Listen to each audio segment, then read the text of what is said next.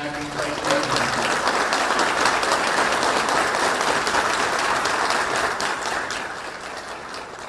I think we've got some of our folks who are going to graduate or in this class for the Florida State Guard, so I really appreciate everybody. So we're here at Camp Landing. We're joined by Florida State Guard Director Mark Beamey, Senator Clay Yarborough, Representatives Michael, Kendall, and Sapp, all from this area, as well as Lieutenant Colonel Randy Jones. And as I mentioned, we've got folks here from the Florida State Guard. We brought back the Florida State Guard kind of initially just out of necessity.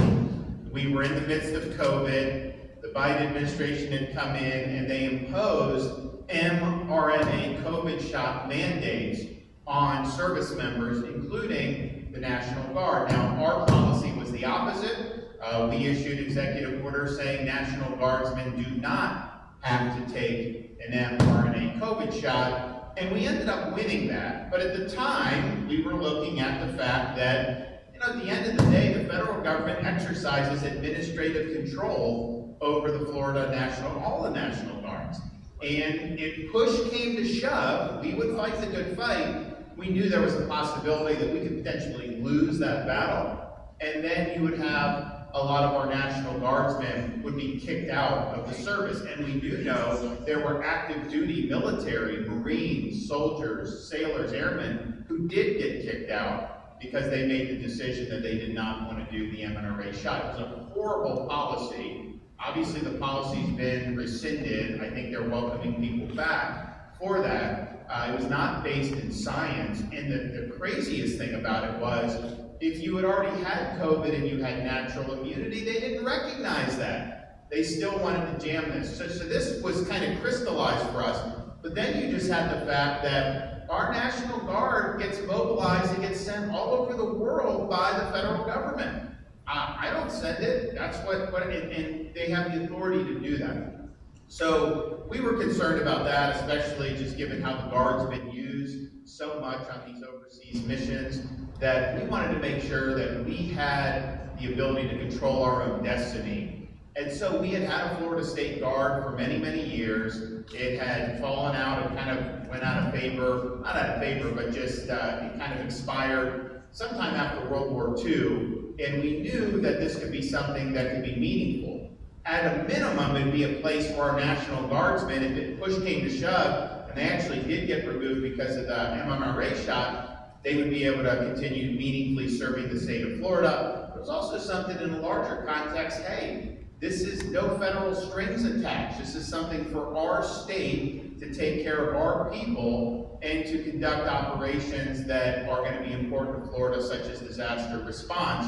And these are folks that aren't going to get mobilized and sent halfway around the world by the federal government. They're folks that we're going to be in control of and be able to guide those missions to support the interests of the state of Florida. So we did that, and we were able to get things back. And there's already 23 states at the time that had state guards. If you remember at the time, there was an outcry from the left and from the media trying to claim that this was some type of a nefarious thing. They said it's going to be, the governor wants a personal mercenary force and all this other stuff.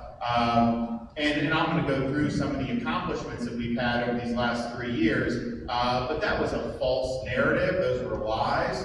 And I don't think anybody, except people on the left and some of these legacy media outlets, would accept that today at all. And if you are, then you're just drinking the Kool-Aid that you should be smart enough to know is not worth anything. So this has been a real success story, and I'm proud of what's been done. So the first test, you had an inaugural class training and equipping 120 soldiers, and then 2 months later, we had a major hurricane, Hurricane Idalia, that ripped through the Big Bend of Florida. So their first activation in 75 years, the State Guard deployed to 9 impacted counties in the northern part of Florida. They conducted damage assessments. They surveyed inland, coastal, and offshore waterways for public safety threats, survivors, overturned vessels, and infrastructure damage, and they provided more than 4,000 hot meals to impacted Floridians. So, you know, hurricane, I tell you, that wasn't our first rodeo when it comes to hurricanes. We had Ian the year before, which is a Category 5. And so, you know, we have muscle memory in Florida. We kind of have a good rhythm on this stuff. We take it very seriously. And I just remember, because I'm used to seeing Guthrie and his people, I'm used to seeing National Guard, I'm used to seeing FDOT, and all these different agencies, and I started to see these state guardmen. I'm like, oh wow, that's awesome. We just started, and then they're already out there, and it was really, really significant. And so that was just the first class to be able to do. Our most recently completed round of entry training has increased the numbers to a total foresight of 630 Floridians who have answered the call to serve. There are more people that want to join the Florida State Guard than we have spots in training capacity to actually train them to be members of the Florida State Guard. And so I think that's something that's really significant. I also think it just shows that people have pride in the free state of Florida. We do things our own way here. We've seen a lot of other states, I think, go off really bad tangents. We've really held strong to do what's right, and the results have been very positive for the state of Florida. And I think people appreciate that. I think they want to be part of a great mission. So last year we appropriated, the legislature appropriated and I approved nearly $20 million and 32 full-time positions of the Florida State Guard as one of our as an effective statewide agency. This Guard continues to demonstrate that it has very strong value to the state of Florida. So 2024 was a busy year. The agency fortified our statewide emergency response and public safety system with their expanded land, air, and sea capabilities, of 425% personnel growth rate, and 5 additional construction projects across the state. The agency's aviation response quadrant equipped and trained 12 drone teams and received the first 3 of their 12 aircraft, increasing capability to support airborne damage assessments, maritime interdiction, medical evacuation assistance, disaster relief, and search and rescue operations. Their special missions unit deployed a new canine program in partnership with state and county law enforcement agencies to augment search and rescue capabilities, successfully conducting over 300 search and rescue missions this past hurricane season. The ground unit, the Crisis Response Battalion, advanced its route clearance and search and rescue capabilities through the addition of earth-moving equipment and state-of-the-art amphibious rescue vehicles. During 2024 season, the Crisis Response Battalion demonstrated the capability to independently establish and operate points of distribution locations. Some of you may not know, you haven't had to go through these, but when there's a storm, you have power knocked out, you have things, we bring these points of distribution, water, rations, all these things, we get those up very, very quickly. Most states, you wouldn't see that for like a week. We usually get it up 48 to 72 hours, and really, you're not even supposed to do it before 72, but we get it in there. So that was really, really good. We've also had soldiers alongside Florida Highway Patrol more recently plowing snow when we had a snowstorm up in northwest Florida in January, and we saw the forecast on this, and it was an odd forecast because you literally had like a snowstorm across the Gulf states, and then north of that you didn't really have snow, so there were places that normally get it that weren't getting it. And I told my folks, Guthrie and these other guys, I said, listen, I was born and raised in Florida. When you go up to these northern climates and they have ice on the road, it's like the driving is different. And Florida driving isn't the best in the world. And so if we unleash Florida drivers on icy roads, you could have some really, really big problems. So we mobilized snow plows, we had salt, we did all that stuff. And I-10, the state roads, the bridges, and by and large, you had very, very minimal impacts. And we had a previous record was 4 inches of snow in Milton, Florida was the state record. Milton, Florida in January got 10 inches of snow, And this snowstorm, there was more snow in Milton up to that point in January than there had been in Anchorage, Alaska over the similar period of time, which is just incredible. So that's something people always remember, but our state, even though we're not really, we don't really train for the snow, we're more focused on some of the other events that can happen, we were able to respond, and the State Guard was a part of that. I want to thank them. Our Maritime Response Squadron expanded from 4 to 15 boat teams, improving their capabilities to support waterborne reconnaissance and disaster relief throughout rivers and inland waterways. And they received its first of 6 offshore vessels to support deep water, long-range maritime operations. Committing their soldiers and resources in service of the state, the Florida State Guard has deployed for 10 major activations across Florida, but also Texas and Western North Carolina. So here in Florida, our Operation Vigilant Sentry involves interdictions at sea as illegal aliens are trying to penetrate and land in Florida, mostly in southern Florida. They have worked with the Florida Department of Law Enforcement as tactical flight officers to identify and defend our coastal waters from suspicious activity. And you'll have illegals bringing drugs, you'll have illegals bringing firearms. Sometimes you just have a huge number of illegals that they want to turn loose in Florida, so interdicting them. And this was happening even under Biden. If we interdicted at sea, you can turn over to the Coast Guard, and the Coast Guard's orders are to return them to their home country. Now with the Trump administration, you have even more manpower, and it's even better relationship, which is really, really good. From April to June, we had National Guard soldiers deployed to the southern border as part of Operation Lone Star. We were the first state to send to help Texas back in 2021. We've consistently been engaged in that mission. We, of course, are not engaged in that mission anymore because the previous 4 years, the president's policy was to open the border, and the states were helping Texas to fight back against that. Now, President Trump's policy is to actually have the border secured, so they've reduced border crossings since January 20th, I think by like 94%.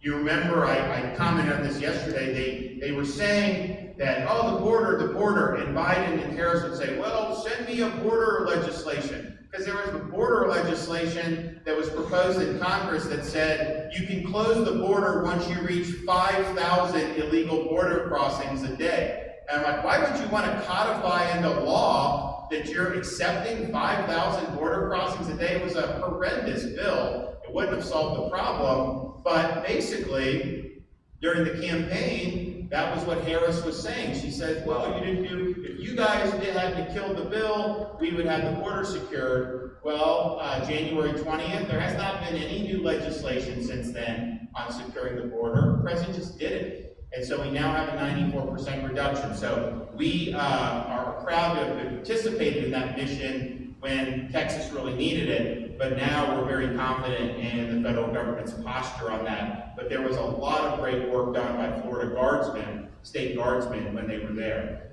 So this past hurricane season, over 600 members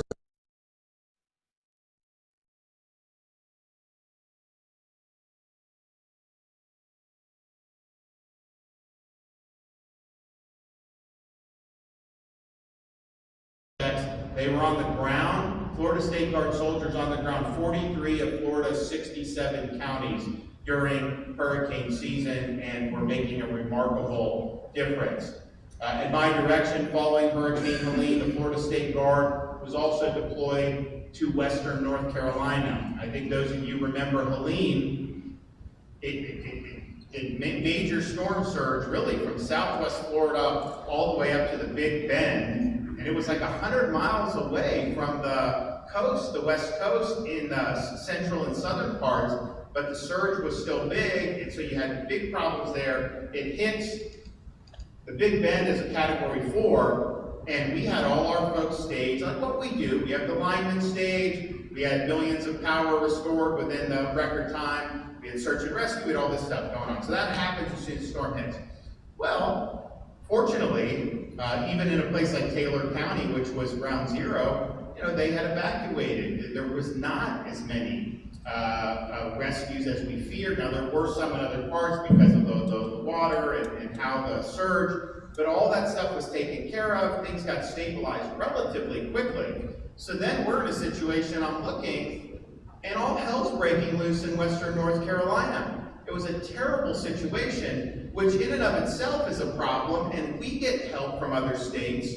And so we always will respond. You know, people made a big deal because we sent help for California for something recently, and I'm like, that's not unusual with states. California sent help to Florida in the past. So we were, you know, we wanted to help anyways. But Western North Carolina, so this was late September, so kind of past the summer season.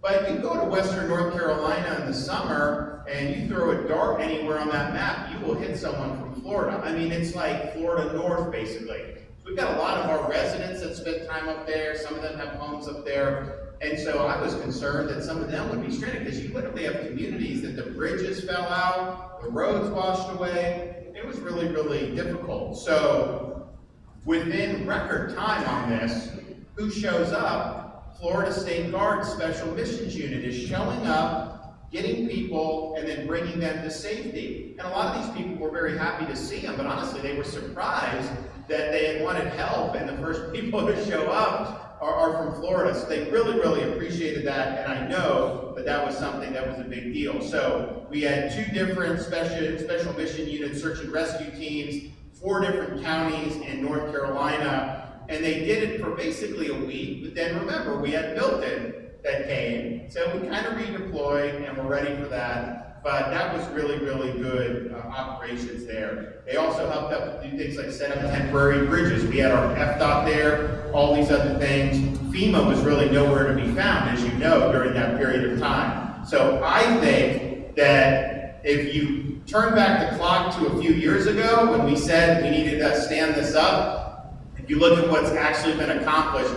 way more has been accomplished than I think even people like me thought was possible, and I was very gung-ho about the idea. So this is something that has been a great asset for the state. We have a lot of demand for really good people who want to join and be a part of it. We need to continue to meet that demand and welcome people who want to come for service to the state. You look at what we pay for Florida Guard per day, what we pay for aircraft, all that stuff. On an hourly basis, you know, we actually pay more when we use National Guard. The airtime costs more than when we use State Guard. Now, we obviously have some upfront costs standing everything up and whatnot, but this has been, I think, a very value-added thing for the state of Florida. All the things that people were saying years ago when we stood that up, those have been exposed as being bogus. That was a phony narrative, and anyone that's indulging in those narratives is, willingly doing the bidding of people with a political agenda. So I'm just glad that we've seen so much success. I'm so very thankful that people want to step up and serve in uniform on behalf of the state of Florida. The reality is that we have to be able to control our own destiny on matters that affect the life and safety of Floridians. When we have these natural disasters, when we need to do these responses, we've got to have a force that's capable and that's not going to be interfered with from the federal government. And yes, I don't foresee that happening under the current administration, but administrations change. That's just what happens over the years. You see that. So we're protected against whatever may come down the pike 5, 10, 15 years from now by having a really strong state guard that serves Floridians and really puts it on the line to help their fellow Floridians. So thank you for what you've done. I'm excited to be serving as Commander-in-Chief of a capable force, and I look forward to continuing to see great things come out of our Florida State Guard. With that, I will bring up the Director of the Florida State Guard, Mark Beebe.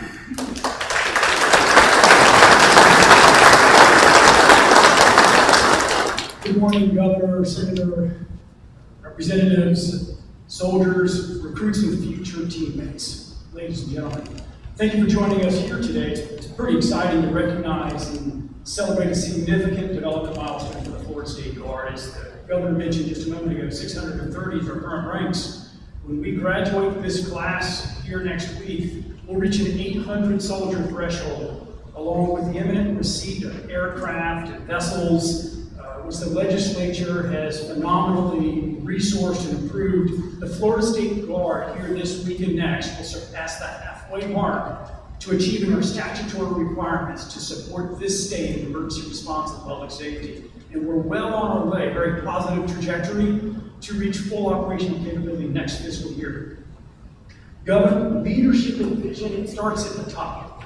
And our being here today started with our governor 3 years ago, recognizing that reconstituting the Florida State Guard is not just an imperative for today.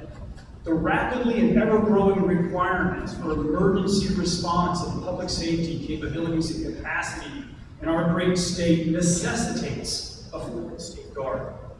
Our value is obvious. Follow the facts. Just this past year alone, we are in fast and we're out last. We are trained and equipped to persist in high-risk environments while all others are told to shelter in place. We cost substantially less to the Florida State taxpayer than any other state agency or the National Guard operating in this space. Less per man hour, less per flight hour. I am absolutely indebted to our legislature for following our governor's lead and establishing both our organizing principles and our governing structure in statute, which we are here today to show you and the rest of our state that we are faithfully and rapidly delivering. You, our legislature, have directed in state law that the Florida State Guard will protect and defend all citizens against our threats to public safety, and that we will augment all existing state and local agencies. We are doing that in spades, ladies and gentlemen. What you see behind us here, in front of us, and out in the training fields is but a small representation of the air, maritime, and ground capabilities that are currently operational in the Florida State Guard, and who partner, train, and operate weekly with state and county emergency response and public safety agencies. Just in the past 60 days alone, we've been in and amongst 12 different counties, working, training, preparing. Colonel Attridge's Aviation Squadron provides aerial reconnaissance during disaster response. They carry county and state emergency response leadership to help them rapidly identify and then efficiently deliver critical care to point of need. They provide over water and over land search and rescue. They do hasty medical evacuations and maritime surveillance. Commander Jones's Maritime Squadron provides inland and offshore maritime security. They provide search and rescue. They support movement of disaster response teams, supplies, and hasty medevacs into and from isolated outer island communities. They support navigability assessments in our waterways before, during, and after major disasters. Colonel Murray's Crisis Response Battalion provides route reconnaissance, hasty and deliberate route clearance. This means that city and county emergency response teams have their lanes cleared as fast as we can so their first responders can get through. We provide distributed logistics. As the governor mentioned, they have very unique amphibious search and rescue capabilities so that communities that get cut off, flooded, and isolated, we can get in and we can help them get out. They also have very, very credible emergency response team capabilities pulling from the vast repository of expertise the state has to offer. Colonel Bowen's Special Missions Unit augments the Florida Highway Patrol, the Florida Department of Law Enforcement, and Wildlife Commission, providing for public safety, providing particular emphasis, some very extraordinary capabilities hard to find, and we got them. That's paramedic, that's pararescue, that's canine search and rescue, and expeditionary FAA certified air traffic control teams. When you lose all power and you need to get those life flights in or out, we can do it. Few others can. Last year alone, these commanders and teams supported our communities during 10 activations. One data point, all those facts. During a 60-day stretch, 60 straight calendar days, we provided 375 days of emergency response concurrently with all of our state and local partners across 18 counties at the same time. It is also very important to note that every one of these commands is credited with multiple life-saving actions. If we had not been there, no one else was. Floridians would have perished. Let me leave you with a deeper understanding of who we are. We're not just the governor's Florida State Guard. These are not just my soldiers. We are fellow Florida citizens representing 59 of our counties. Our demographics are many, though concentrated in emergency medical, healthcare, first responder, and veteran populations. These are the very men and women whose first thought every day, and they are sworn under oath, is to protect, support, and serve someone else. It's a patient under their care. It's a city, a county, or a state's rule of law. It's our nation's constitution. I couldn't be prouder to stand amongst them or with them in front of you. Ladies and gentlemen, let me introduce you to one of our commanders, Randy Jones. Do not need this. He's also the Chief of Staff for the Fort Myers Police Department. Thank you very much. Randy?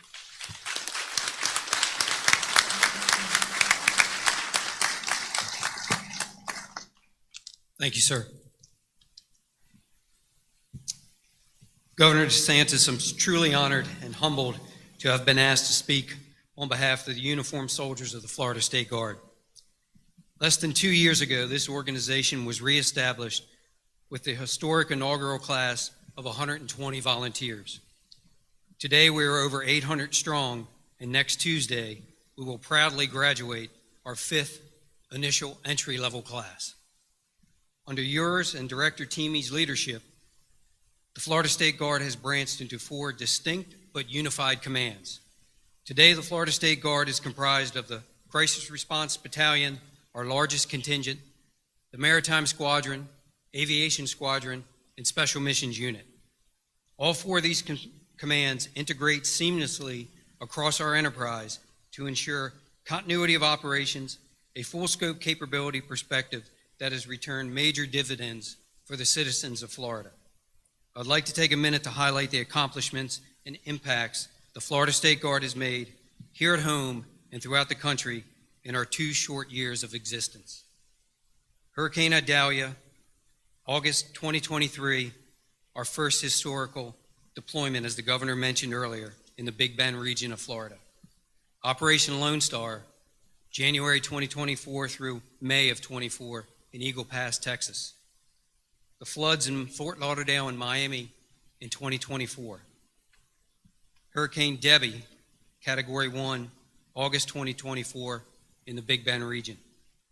Hurricane Helene, Category 4, September 24, Big Bend region of Florida.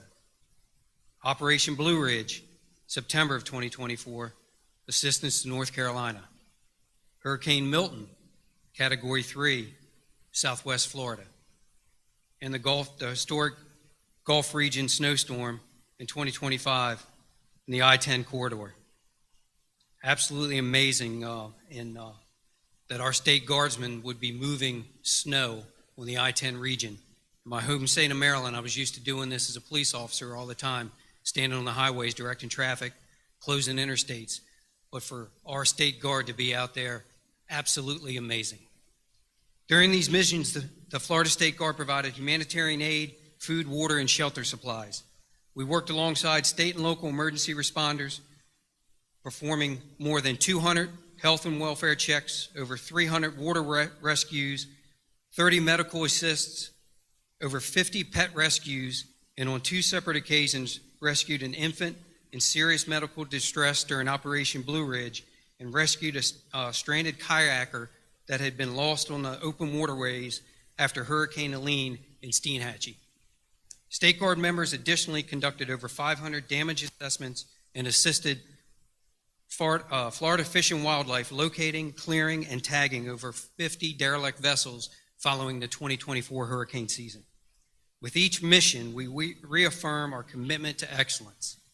The Florida State Guard has significantly expanded its training programs to ensure our soldiers are fully prepared for any challenge, man-made or natural disaster. Training evolutions include heavy equipment operations, large vehicle trailering, maritime and aviation schools and qualifications, search and rescue training, special communications training, and special missions tactical training all continue on a regular and ongoing basis and come together with an all-command integrated annual training exercise. The backbone of any organization is its people. The men and women of the Florida State Guard are an amazing group of individuals with a wealth of education, knowledge, and experience.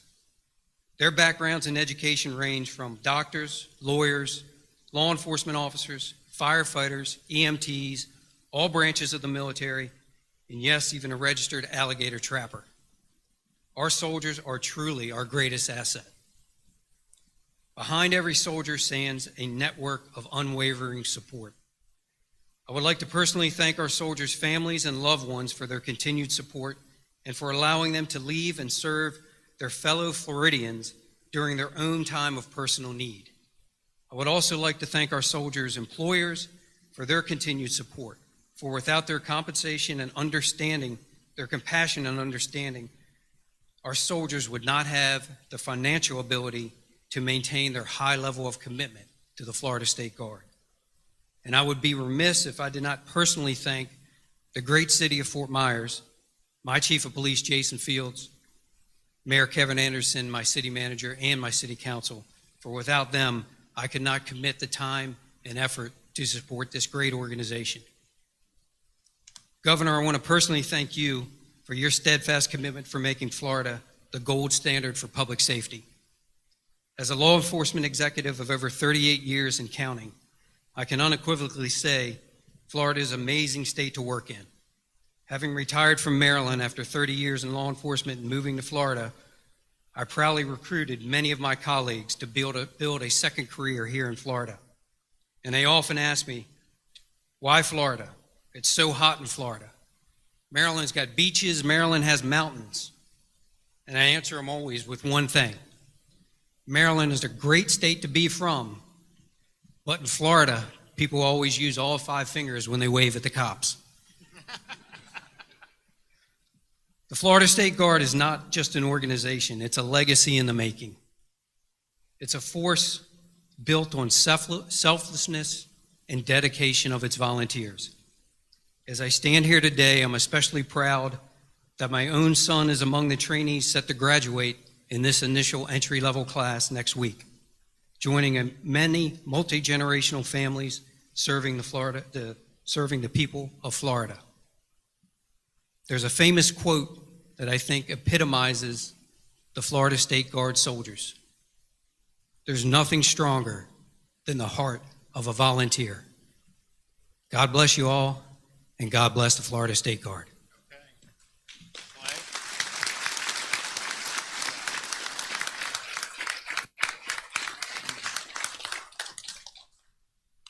Thank you. Good morning. Governor DeSantis, thank you for the opportunity to join you today, and thank you for your leadership and hard work to protect the people of Florida. As the governor has made clear, the Florida State Guard is a vital force for enhancing the state's preparedness and response to emergencies. The existence of the Guard ensures that Florida can better manage natural disasters, public health crises, and other state-specific challenges, while at the same time offering necessary assistance to other states, like what has been done to help Texas at our southern border. The presence of the Guard also strengthens the state's resilience and ability to protect Floridians, maintain public order, and aid our local communities. Supporting the Florida State Guard means investing in the safety and security of the entire state, which our constituents certainly deserve. As a member of the legislature, I would like to offer a sincere thank you to the men and women of the Florida State Guard and to their families, as it's been mentioned, and also to Executive Director Mark Thieme. Thank you very much for your leadership. I was honored to be able to cast a vote in favor of the proposal a few years ago from the governor to reactivate the Guard, and look forward to continuing to support our Florida State Guard in the coming year's budget. And again, on behalf of the members of the legislature who are here today, we thank you for your service. Thank you so much for what you do each day. God bless you. Governor, again, thank you very much. Okay, good job.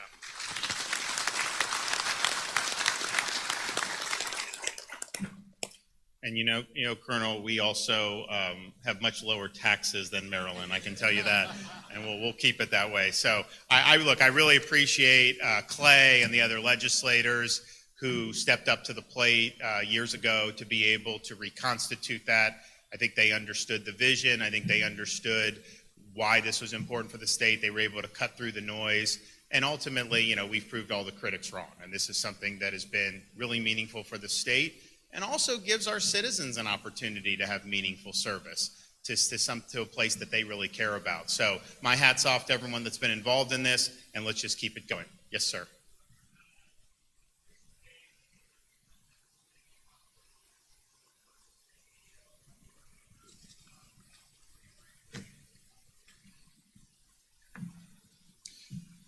Oh, I think there's a lot of possibilities. This is, but I also think though is that Donald Trump has been in office for like 5 weeks. Why aren't we working to make sure that his vision and the mandate is delivered for the people that voted for him, including the people of Florida? That's what we've done in Florida. Now, we obviously have our priorities that we have to do just generally. But if you look at what we've done to support the immigration mission, no other state has even come close to doing what Florida has done to put itself in the fight. We're assisting. We are going to help enforce the law. We are going to help with the removal of illegal aliens. And yesterday I was able to announce all 67 counties. Not all counties are like Clay County in terms of how they view some of this stuff, but all 67 counties with their sheriffs have signed what is called 287G agreements, which is not just turning them over if they're in the jail, not just abiding by a detainer, but street level enforcement through a task force model. That's something that's really, really significant. So I think that's got to be the focus. And I know these guys in Congress do. I just, you hear like they pass this budget resolution, and then people saying, oh, this is tax cuts, this is all this. And I actually read it, didn't say anything about that. What it did say was that currently our national debt's $36 trillion. By 2034, off this was written in what they voted on, the debt goes up to $55 trillion in like 10 years.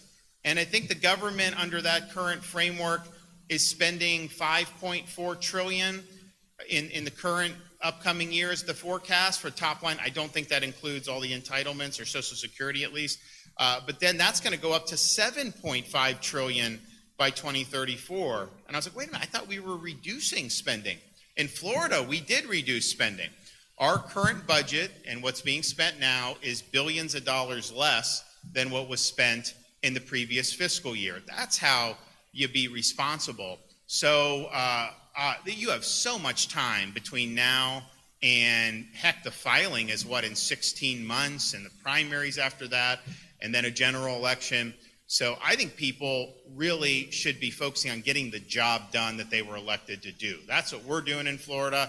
And we were down there with all the sheriffs, and we were down there with DHS yesterday. Had we just said, oh, we're supporting the Trump administration, go get them, guys, and we didn't actually take any action, I mean, we probably could have gotten away with that and just said, oh, yeah, we're on board. I mean, that's what most people in elected office do. They talk, but they don't actually act. And we decided we're not going to just sit on our hands. I was asked yesterday, are you saying Florida's not a sanctuary state? Yeah, I've been saying that a long time. Of course we're not a sanctuary state. We banned sanctuary cities my first year as governor, but that's not enough. You have an affirmative obligation to be in this battle so we can solve this issue once and for all. So I'm proud of my friends here in the legislature for stepping up and answering the call. I know there were some differences about whether we needed to do it early, and I think everyone now is glad that we got the strongest legislation in the country passed, signed, and then executed in record time. Our state agencies have the agreements with ICE. Now the sheriffs. Now we're working with the police, the police departments. Yeah, but there's over like 400 in Florida.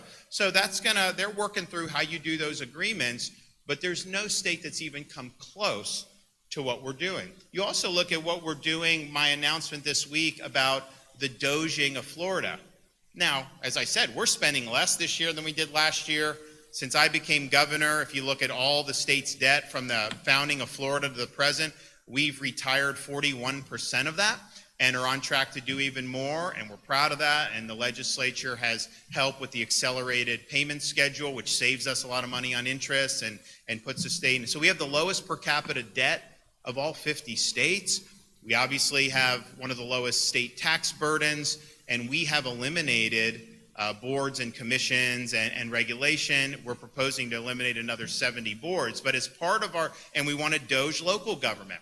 We're going to ask the legislature to do some legislation so we can send DOGE teams into some of these local governments. It's interesting, since we've had that announcement, there have been a handful of places that said they may want to volunteer to do DOGE in their county, because I think these are people that got elected in recent years, but they saw a lot of profligate spending over the years, and they want to come in and help reorder the decks. And if you look at these local government budgets, they've exploded in the last five or 6 years. Absolutely exploded. Because what they do is they'll assess you buy your house for $300,000 7 years ago. Now all of a sudden they're telling you it's worth $900,000, and then they tax you more for that. That is not good policy. We're going to work on relief on that too for people's property taxes, because I think it's ridiculous that it's one thing to tax you on a transaction, but to just keep assessing your property like that. And you don't know how much a property's worth until there's a transaction that's made.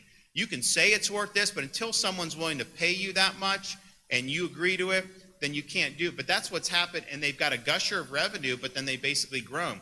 So that's really important. But a part of the DOGE, which I think is interesting, we rejected hundreds of millions of dollars from the Biden infrastructure program because, as a condition of receiving and using that funds, they wanted us to impose things like DEI and other type of woke policy. So we would be getting money, but then we'd have to change our behavior to try to act the way they wanted to act.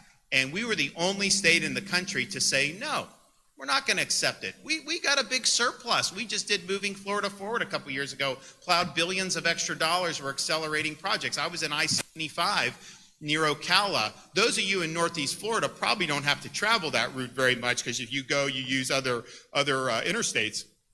But you could be in standstill traffic between the villages and Ocala at almost any time it can happen. So we're doing the widening 15 years ahead of schedule. So we're proud of that. But of all that, we tried to send the money back to Biden. We're like, here, we're not doing it. They responded, we have no mechanism to accept your money. And I'm thinking to myself, does that just not show you how inept this federal government has become? I'm confident with Musk and these other guys in there that the Trump administration will accept that money back. And I'm happy to do others, but we're not going to, my view on this stuff is like, we pay a lot of income taxes in Florida. People sometimes act like that we get so much more, and they include Social Security benefits. That's not the state getting that.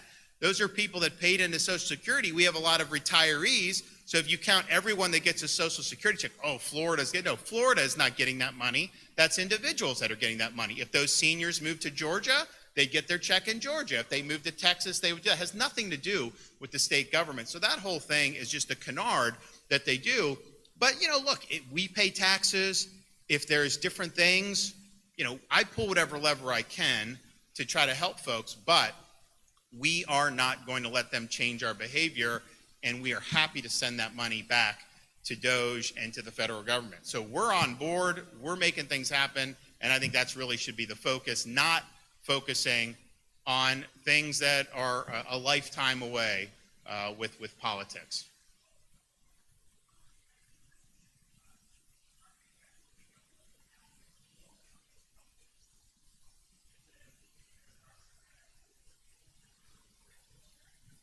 Well, we would not, I can tell you this. Well, first of all, as a philosophical matter, you work hard, you purchase land, purchase a home, maybe you have a mortgage, you pay off your mortgage, and it's like, at what point are you free and clear?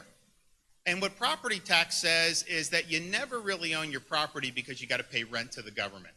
And I just think like you have senior citizens that are on fixed incomes, and their home is now they're being told their home that they bought for $200,000 30 years ago is now worth $1.3 million, and they got to pony up and pay more taxes. And the homestead exemption is too weak to protect people. So that's a problem. Philosophically, it's a problem, but then operationally, people are getting pinched from these property taxes. Obviously, everything's gone up over the last 4.5 years. We've seen the worst inflation this country's had in many, many decades. Unfortunately, it hasn't abated.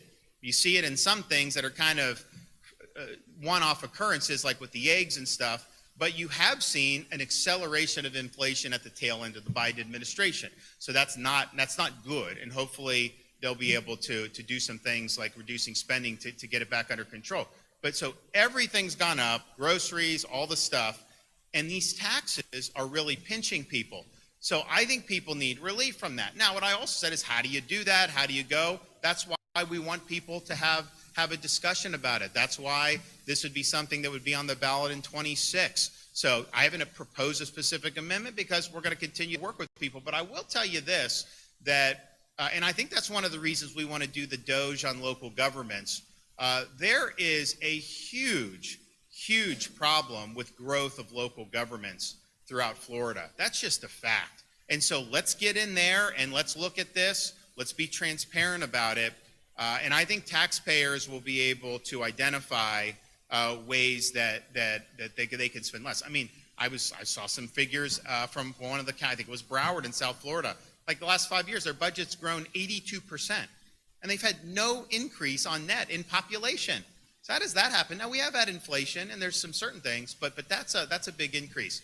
So we're going to approach this very thoughtfully, but the reason why we want to do this is to give people relief. So when they put out stuff saying, somebody, they can't attribute it to me because I've never said it, although that doesn't stop them. You know, it's funny because we're getting ready to do the legislative session. I know these guys are still filing legislation. What the media likes to do, they like to find some bill that they can demagogue or claim is crazy, and they'll say, Florida files, and then they'll have my picture on the article. And it's like, well, wait, what do I have to do? Did I file it? No. Did I know about it? No. Did I endorse it? No. And they will do that just to try to generate more clicks, because if they put my picture, they can get more clicks than if they just told what the truth is. So you're going to see that. But the reality is this is something that's really biting. I can tell you there's no appetite to do things at the state level that is going to increase any of our state taxes. In fact, one of the things we're trying to do, we've done a lot of tax cuts, but we are actually looking to eliminate the tax on business rent, which is harder for smaller businesses, you know, when they're having to absorb those costs. We're the only state in the country that does that. We've reduced it significantly. We have a chance to sunset, abolishing an entire tax. That's a good thing, and we have plenty of revenue in the state of Florida, and actually probably won't lose very much from this because I think it probably inhibits businesses. So this is all to protect taxpayers.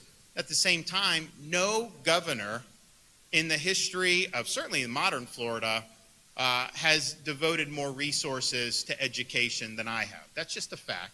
We've done billions of dollars in increases for teacher salaries starting 5 years ago. We did bonuses my first year, then we did the teacher categorical. Because, you know, you can increase spending for education, it can go to bureaucracy. So we created a provision in the budget, you gotta spend on teacher. So this most recent year, we have $1.25 billion that can only be used for teacher pay, and I propose that we increase that coming forward this year. And so we understand it's significant. We also have robust school choice. There's a lot of things that are in flux in terms of parents now being really empowered, and they're making decisions that are the best for their kids. But that's always going to be a priority for us. We've also done a lot on higher education. One of the things we're looking to do on DOGE is to DOGE our public universities. If you look at the budget since I've been governor, they've gone up a lot. In fact, someone showed me the actual numbers. I had a little sticker shock. I was like, I approved that much increase? I was like, we did, right? And we're proud of the mission. And we're proud that we have, I think, 4 universities ranked in the top 50 for public in the country. And we're continuing to do more. And no tuition increases in Florida. Imagine that. Where else in the United States can you get a high-quality college education for $6,300 a year in tuition? I can answer that for you. No other place in the country. We have the lowest tuition by probably pretty far, but then when you account for quality, it's not even close. But we want to DOGE the universities because I think that providing that money, I think it's done a lot of good, but I also want to know how much administrative bloat is there. When we were the first state to abolish DE&I, they shuttered these offices But then what happened to those employees? Are they burrowed in other parts of the university where they're continuing to do that by another name? That's why you do Doge teams, to be able to do that. So I think this is a great opportunity. Number one, people need relief. We got to provide relief. So I'm going to work with the legislature. I'm going to work with folks throughout the state over the next months and year to be able to have something that's really, really significant and bold. But you can't just say that spending for government is on autopilot and you can never reevaluate what levels are being spent. Because any budget I've looked at, yeah, there's things that everyone agrees on, but there's also things that they don't agree on and that are not necessarily mission critical.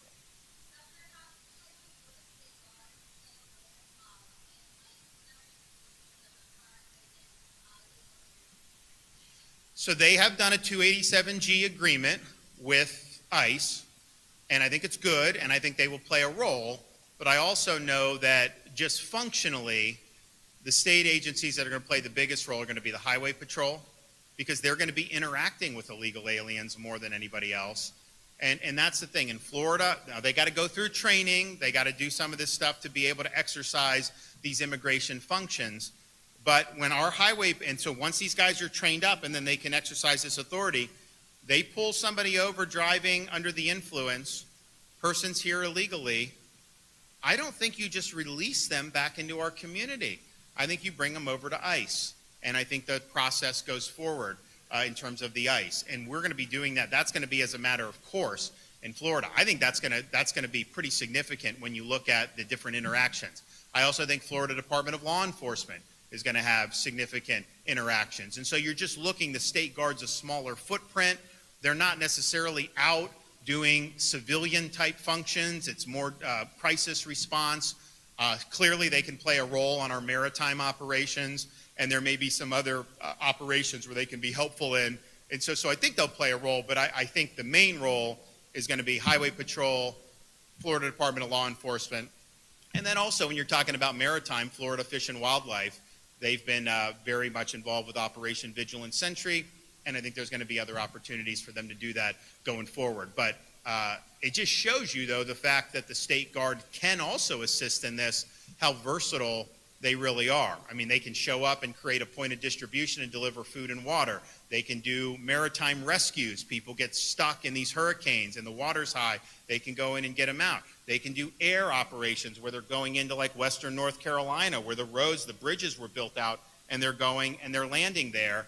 And that's pretty remarkable. And for only being really 3 years old is really, really significant. So I think they have a large portfolio, and I wouldn't want people to think that somehow the immigration mission is going to be their top, because I think the disaster response and some of the crisis operations are probably going to be number one for them.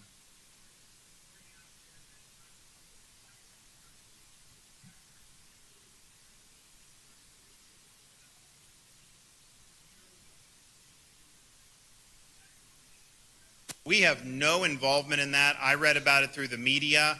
Clearly, the federal government has jurisdiction, whether they want to rebuff his entry into the United States, and I have confidence that whether it's Pam Bondi or Kristi Noem, that they will be looking at that. I do know our Attorney General, James Uthmeyer, is looking at what state hooks and jurisdiction we may have to be able to deal with this. But the reality is no, Florida is not a place where you're welcome with that type of conduct in the air. And I don't know how it came to this.